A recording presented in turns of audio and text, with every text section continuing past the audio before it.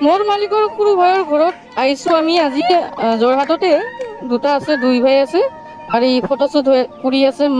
এজন মানুহ আহিছে আৰু মাজিৰ নাতিটো ক'ত কুটি পাতি দিব আহিছে আৰু মোৰ কাষত।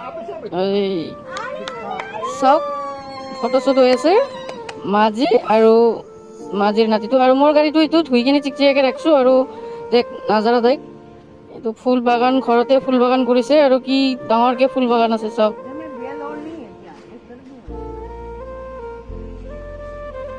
সেইটো এটা নাতি হয়, এই ছোৱালীটো আগৰ আমাৰ মাজিৰ নাতিটো।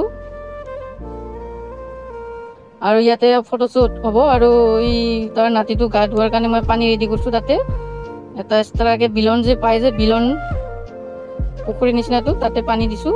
অলপ পিছত তাতে গা ধুব আৰু মাজিক থৈ আহিছোঁ, অকলে অকলে বহি আছে। যিকোনো হওক নাজাৰাটো চাওক।